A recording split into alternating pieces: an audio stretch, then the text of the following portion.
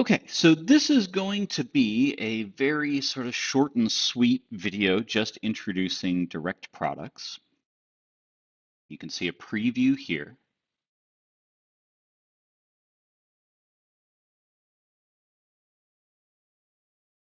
Now,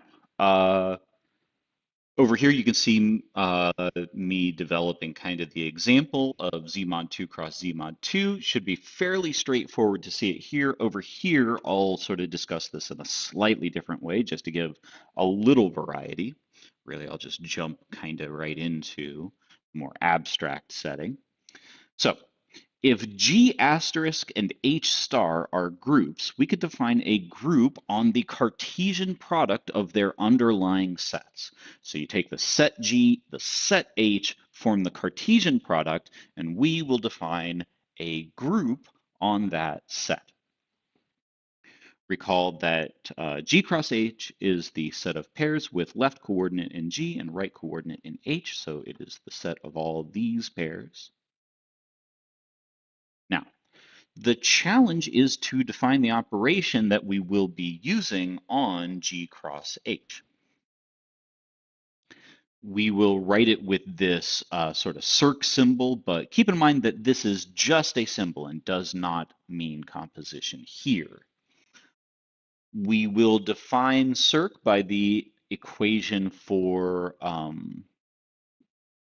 any choice of two pairs, right? GH is one pair, G prime H prime another pair in the Cartesian product. How do we put this pair together with circ?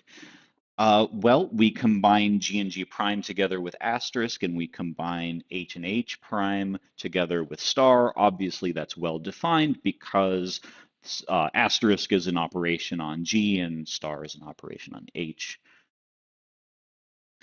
That is to say, the left coordinate we use star, and in the right coordinate we use, or sorry, asterisk, and on the right coordinate we use star.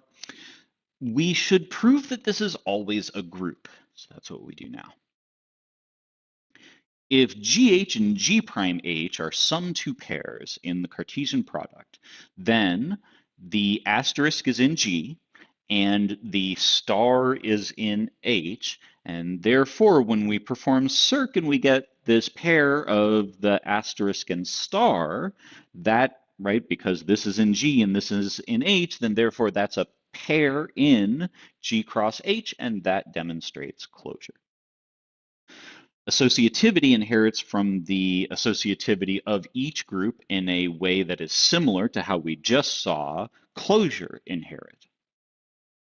So let's look at associativity. If we were to get three pairs, 1, 2, 3, and we circ them with parentheses in this order, then we can unfurl what this circ means to get this and this. Then we unfurl this circ to also get this and this, right?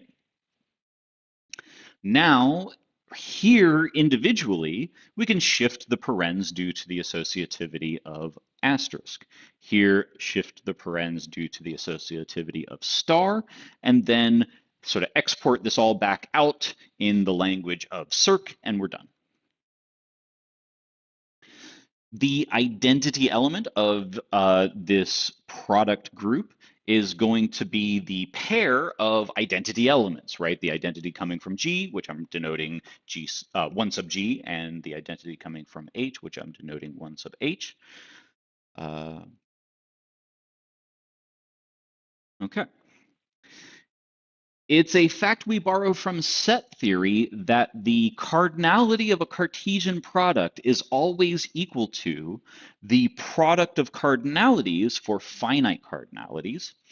And if we want to talk about infinite cardinalities, this still works if we just agree that infinity times any positive number, including infinity, always equals infinity. So this gives us a formula for the order of the product group. It is the product of each order. Here in the page, you can see another brief discussion of a specific example of a product group. It's a little interesting. I'll let the viewer sort of read this if they are so inclined, but the basic idea is this sort of provocative observation that Z2 cross Z2 turned out not to be like Z4. Although you might have expected it, and they do both have 4 elements, they turn out, when you write out the product tables for each, to just not have any kind of alignment, no matter how you try to make it work. But when it comes to Z2 cross Z3, it actually turns out that that is pretty much exactly the same thing as Z mod 6, the additive group, by the way, both of these additive groups. So that's just a bit of a provocative, interesting observation, and we will learn more about this fact later.